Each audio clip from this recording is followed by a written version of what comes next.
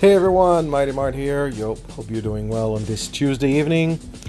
Today I'm gonna make a money guide video, but unlike the previous money guide videos that I made, I will make one that will focus entirely and more precisely on the bunker. If you watch my previous video, you will notice that I'm a big fan of the bunker and I made most of my money with this. So in my opinion, it's also the most profitable source of income and very easy to profit from if you know what you're doing. So here it is. The first thing you want to do, of course, is shop around for a bunker. In order to do this, you will have to go on the Maze Bank Foreclosure site. There you will see a variety of bunkers with different prices. Now, trust me on this one, you should definitely purchase the Chumash bunker for many reasons. First is its proximity, and secondly, it's just more convenient for everything you have to run.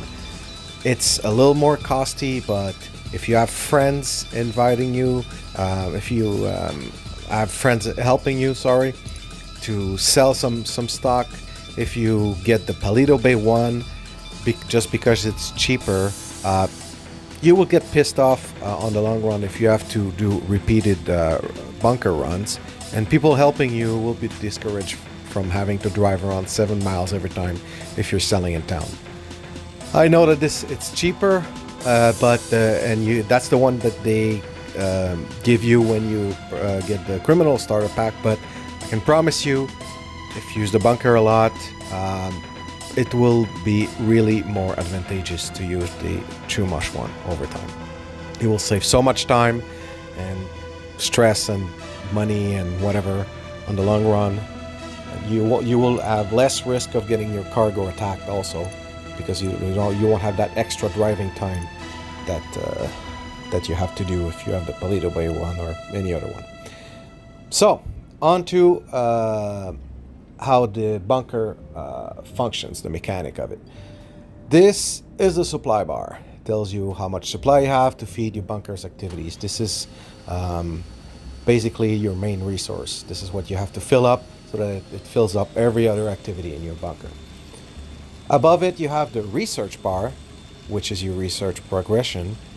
If you have any ongoing research or any technician assigned to a research project. Then above it is the stock bar. If you have your technicians assigned to producing merchandise, this will literally show how much merchandise you have in your bunker that is ready to sell. And finally, above this bar, you will have the value of that merchandise. Once you log onto the computer, you will have the following tabs available. The resupply tab, which allows you to steal or purchase supply. I always recommend to purchase them. I'll explain why later. Then, below this one, you have the research tab. You can fast track your research to use or use your supplies to feed your research progression over time. It takes about 6 hours to finish one research. You can also fast track them for about $200,000, give or take. It is my advice that you should clear them as soon as possible so that you can move on to just making money, or just make money as fast as possible and just fast track them. The only ones that are really, they come in random orders. Unfortunately, you have about 50 of them. The only one that really matters, in my opinion, are the Mark II weapons and the explosive sniper, which is very useful against Hydras or any plane like that. The rest are liveries or upgrades on vehicles that honestly nobody uses, especially since the Oppressor Mark II. So just get on with the Mark II weapons. I used the Mark II MG, very useful weapon. So I would focus on those, and then the rest, unless you really want liveries, go nuts, but they're not really worth it. This research part sucks. I mean, it's something you have to clear out of the way before you can start making money, in my opinion. But if you choose to purchase them, to fast track all of them, it would cost you around $10 million to get them all done. If you choose to wait for it, it takes about 6 hours, like I said, for one research. So it's up to you in which order you do that. But once it's out of the way, you can start making money for good and assign all your technicians to producing stock. The next tab is sell stock, which you basically select when you're ready to sell. Then it will ask you if you want to sell in the desert or in town. You should always sell in town because you get a 50% bonus if you do.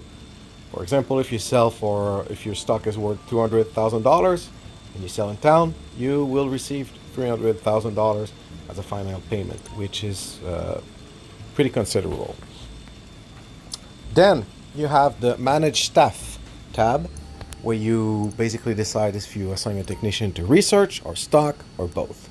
The next tab is the upgrades, which you should purchase as soon as possible because it will increase your production's values, which it makes a lot of difference on the long run. Finally, the last tab you want to to know about is if you ever decide to shut down your business, call it quits, or purchase another bunker and start over, whatever. You just use this tab. Sorry. So here's what you need to know about the mats associated with the bunker. A full supply bar is equivalent to 5 crates of supply. If you choose to do resupply missions, each mission will give you 1 or 2 crates depending if you get a mission involving a single crate or a vehicle. If you choose to purchase your supplies, each supply costs $15,000, which means if your bunker is empty, it will cost you $75,000 to resupply fully. You should always be buying the supplies because you can make up for that $75,000 very, very easily while your bunker supply is being depleted. We'll talk about that a little later. But unless you're broke, you just started, you should really purchase these supplies if you can afford them. The supply bar depletes over time and feeds your research or stock depending on what you assign your technicians to. A full supply bar takes about 2 hours to fully deplete, so you should do other missions during this time to maximize your profit. Like I said, I will get to that shortly. In a fully upgraded bunker, the supply bar will deplete at a rate of $7,000 every 7 minutes.